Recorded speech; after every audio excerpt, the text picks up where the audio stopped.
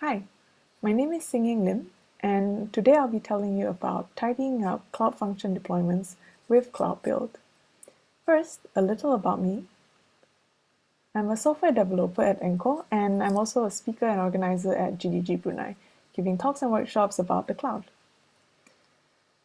Today we'll be first talking about what are Cloud Functions, and then I'll show you how do you deploy Cloud Functions with Cloud Build. In Google Cloud Platform, also known as GCP, there are many different services to help you build your applications. From compute to data analytics to databases, and even for specific applications such as IoT applications, there's something for you.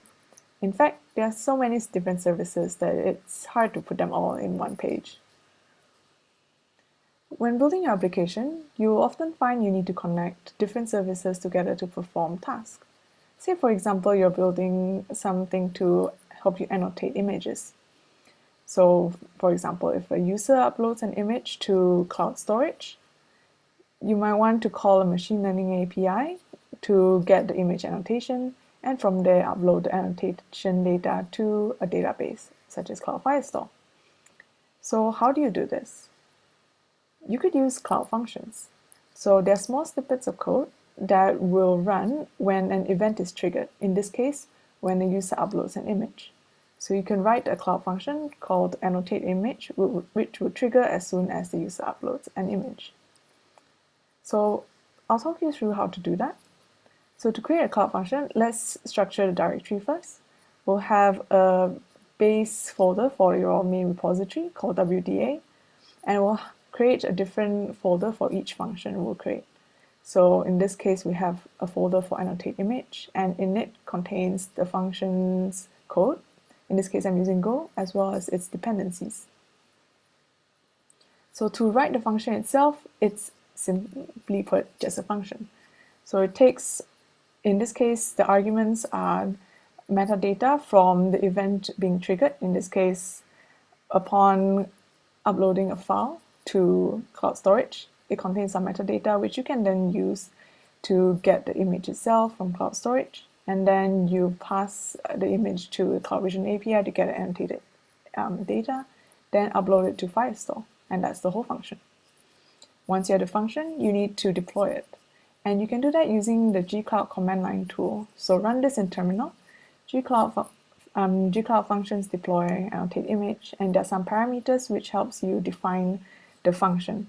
So in this case, it's defined that the function will trigger upon a file being uploaded to this specific bucket, and also this is its runtime, it's using Go, and the region is in this area, etc., etc. So Cloud Functions are event-driven, and they're also fully managed, so you don't need to worry about the infrastructure. So annotateImage is an example of a Cloud Function, and there's also, here's another example. Let's say you want the Cloud Function to trigger every hour to get weather data from an API, to update your IoT device's configuration. You can also use the Cloud Function for that. So as you can see, they're extremely helpful and handy, and throughout the course of your whole project, you might find that you start creating quite a few of them. So now we have a problem. When you have a lot of Cloud Functions, how do you manage their deployments? You need version control, and you need automated testing and deployments.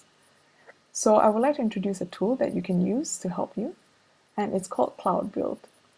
It is GCP serverless continuous integration and deployment platform, and how it works is you first define build steps in YAML, and Cloud Build will then take the YAML file and spin up containers accordingly to execute each build step.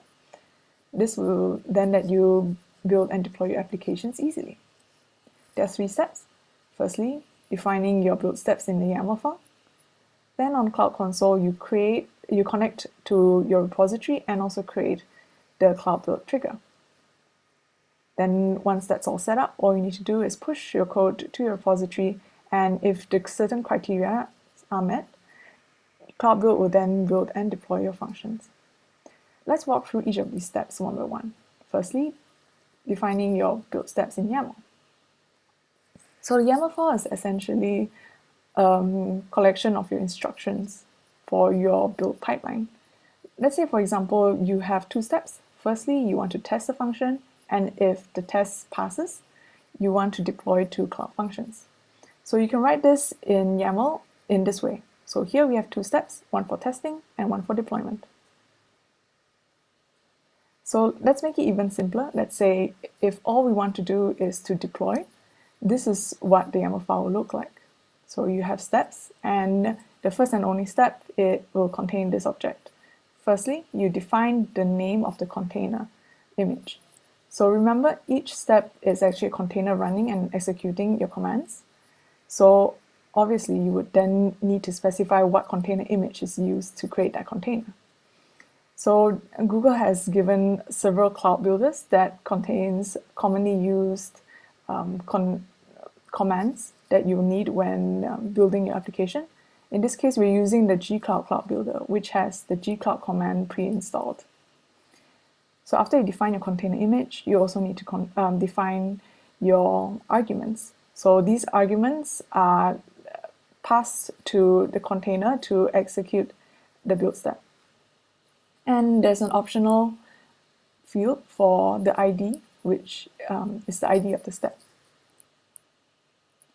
So let's see how you can do a basic YAML deployment. So going back to the annotate image example, this was the original deploy command. So gcloud functions deploy annotate image.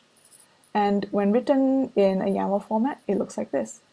So here, again, we're using the gcloud container image. And these are the arguments that we passed to the container. So because this container has the entry point of gcloud, the arguments are directly passed in, so it will execute gcloud functions deploy annotate image. Notice that some of these strings have a dollar symbol in front of it. That's because there are variables that you can substitute in during build. This makes your YAML file reusable. You can specify the region in one build to be US, for example, and for another build, the region could be something different, like Asia. You'll see more about this later. So this is the current structure of your file directory. You have different folders for different functions, and each function should contain its own YAML file for Cloud Build. And you put it into the folder in this manner. In Cloud Build YAML, you also have to define for each build step which directory it has. So just specify the function directory in this way. Second step, you need to create a Cloud Build trigger. So the plan here is, first you push your repository to GitHub, and if you commit and push any changes for a certain Cloud function, it should then deploy that Cloud function only. And if there are any changes for another Cloud function, it will then deploy Cloud function 2 in this case. So to do this, you have to create separate triggers, and the triggers would check each changed files. So if the changes appear in this folder, then it should trigger the building and deploying of this function. So how do you create the trigger on Cloud Console? Go to the console, go to Cloud Build Triggers, connect your repository, click Create Trigger. Then you should see this form. It's actually fairly straightforward, but here are the important bits. First, you will need to specify which repository event will invoke the trigger. So a common one is invoke the build if you push to the latest branch. Then you will need to specify the included files filter. So what this reads as is this asterisk means if any of the files within the annotate image folder change, then trigger this build. So you can say for this, if any files within the annotate image Cloud function folder change, then deploy the annotate image function. You also need to specify where the build YAML file is. So in this case, it's under the annotate image folder. And remember the variables that you can substitute in during build. You can define them here in this trigger. So here I've specified my region as US Central 1. And you can also specify the bucket. The project ID itself is a predefined variable. So besides that, you also need to give IAM roles to the Cloud Build Service account so that it has the correct permissions to be able to create your Cloud functions. So that's the account. It should look like that. And these are the roles you need to give it. And then you're done. All you need to do now is to push your code to your repository, and it should automatically build and deploy your Cloud function. Some additional information: if you are handling private repositories, let's take for example GitHub repository. First, you have to do some additional steps. So first, generate a public and private key pair, and add the public key to the GitHub repository as a deploy token. And the private key, you need to keep it in GCP Secret Manager. It's a service that helps you manage sensitive information such as API keys and credentials. So it's good for, so this is so that you don't have to hard code your sensitive information into your code. You can just fetch it whenever you need it. Then add the following steps to your YAML file. So first, fetch the secret from Secret Manager and save it to a volume. A volume is something you can attach to the containers in your build steps, and it's handy because it persists between build steps, and different build steps can use the same files. Next, configure Git to use the private key, and then it should be able to fetch code from the private repositories. So this is what your YAML file look like. So you're fetching the SSH key from the private key from Secret Manager, configure Git accordingly, then deploy the function, as you are very familiar with now. So it's not just helpful for functions.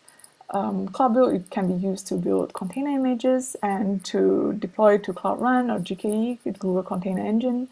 And you can use it to build applications with Bazel, Maven, etc. And also, if you have custom container images you would like to use, you could do that with Cloud Build.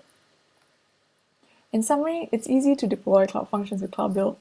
There are 3 steps to use Cloud Build. So first, create a YAML file, create a trigger, then commit the code to repository, and it should automatically deploy. Then for each function, make sure you have a separate YAML file and also keep them in separate folders. Create a trigger for each function, and it should invoke the build if the folder's contents has been changed. If you are dealing with private repositories, you need to first get a deploy key, store it in Secret Manager, and add the additional build steps. If you want to know more, feel free to check out the documentation. And that's all from me. So thank you very much for your time. And if you would like to ask me anything, you can find me on Twitter, and the slides are here if you would like to have a look. Let me know what you think.